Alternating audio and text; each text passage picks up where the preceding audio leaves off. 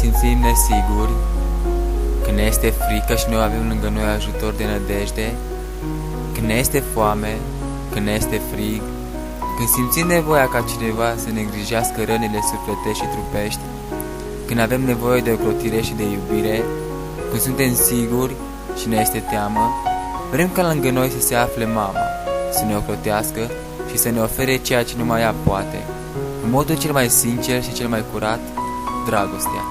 Orice frunză se află ocrotită în copacul ei, orice rază dorește să știe că soarele o are în grijă, cum orice copil își dorește mama alături.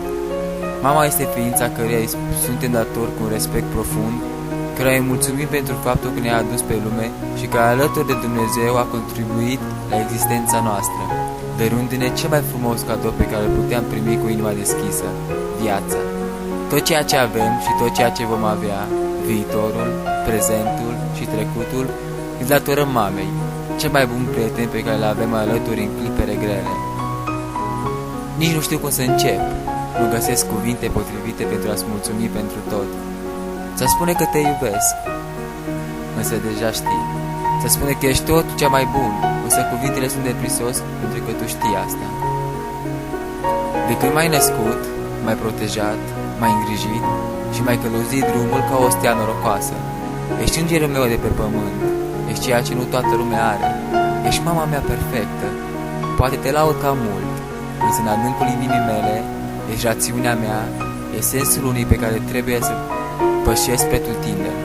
Mami, toată viața mea te voi iubi, pentru că datorită ție sunt ceea ce sunt.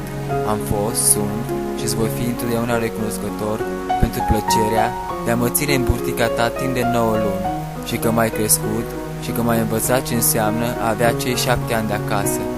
Dragă mamă, îți mulțumesc pentru tot.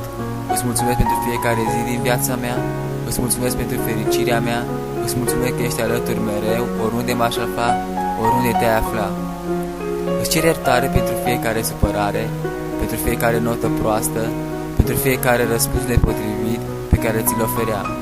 Îți cer iertare pentru tot acum. Știu că nu ți-am spus de multe ori te iubesc, însă știu că orice lucru bun pe care îl făceam, pe care îl fac, ție ți-aduce bucurie. Știu că în momentul de față nu găsesc cuvinte pentru ea, pentru mama mea, dar știu că o iubesc, așa cum îngerii îl iubesc pe Dumnezeu. Mai știu că fiecare respirație pe care o am pentru ea. Știu că fiecare lucru pe care îl fac pentru mama. Te iubesc, mami.